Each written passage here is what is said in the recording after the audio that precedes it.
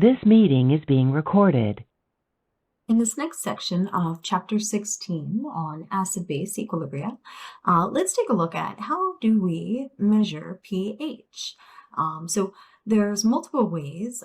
If we need just a ballpark or a less accurate type of measurement, you can use quickly in lab just to see if something still is acidic. You can use litmus paper. So we have red litmus paper to start, that will turn blue if the pH is above 8. Blue litmus paper will turn red to indicate a pH close to 5. So again, these are just ranges and a quick kind of test. There's also useful acid-base indicators, like we see below. These will change color as they become acidic or basic. So we see with our first acid-base indicator here, there's a real change here between being acidic to neutral, kind of orange with this methyl red compound here at a neutral pH, and then we get yellow when we're basic. So we're red when we're acidic, orangey when we're neutral, and then yellow. We see something similar with the middle compound, bromothymol blue. So this one here, we have neutral pH 7, right in the middle is green, and then we see yellow when we're acidic, and then we have blue up here when we're basic. There's also this common indicator over here, phenolphthalein. You might notice that there's really no change between acidic and neutral.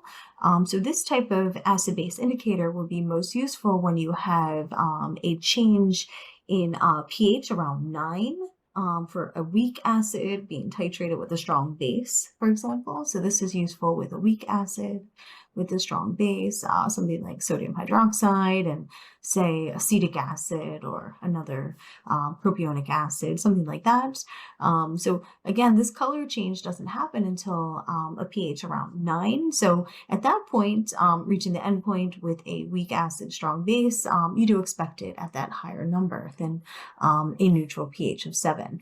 But say we need a more accurate measurement, something like a pH meter here is used. So we see this milk of magnesia, this Phillips medication over here. When we dissolve that in solution, or we just check the pH because it is already liquid, we would get something that's fairly basic. So this is meant to help individuals with heartburn, so an acidic feeling, you want something basic to counteract that. So we find a voltage potential difference between an electrode inside here in this pH probe that's used as a standard, and then the solution here. So that's how pH is actually found. Now, let's take a look here in this section about strong acids and strong bases. We know that strong electrolytes in general, including the strong acids and bases, will exist only they will completely ionize in aqueous solution. So when we add them to water, all we get are ions. So the 7 strong acids, if you memorize these, that will be helpful, but you'll always have this sheet here to help you out on tests and things. So we have hydrochloric acid, and we have nitric acid, the halogens, HBr, HI, the other halogens, not HF though. So it's good to note that HF, hydrofluoric acid, is a weak acid. So just keep that in mind. Don't be fooled. That should have a Ka value if you need to work with that. Then we have chloric acid and perchloric acid here, HClO3, HClO4, and our diprotic sulfuric acid, H2SO4. So these are the 7 strong acids. Again, if you memorize these, that'll make things go quicker.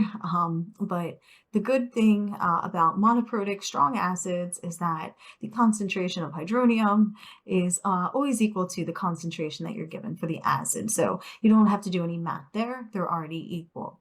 When you have weak acids, that's when you use the Ka, and we'll look at that later on. The strong bases, now, way to remember what's going to be a strong base are the group 1 and 2 metal hydroxides. So let me give you some examples here. before we move on to exercise 7, these are things like the group 1, lithium hydroxide, potassium hydroxide, sodium hydroxide. These are all common group 1 metals that form these metal hydroxides.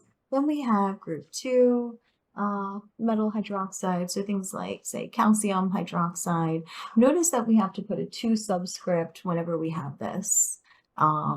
To indicate that these are +2 ions, and we need 2 of the hydroxides to balance out that charge. So let's take a look here in sample exercise 7 and see if we can calculate the pH. So we're going to use the same equation from the previous video, that pH is equal to the negative log of hydronium ion concentration.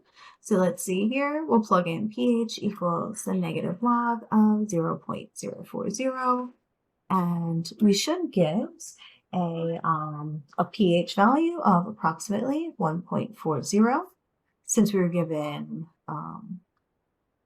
the 0.040 molar concentration. And notice this is a fairly acidic solution, right? It's less than 7.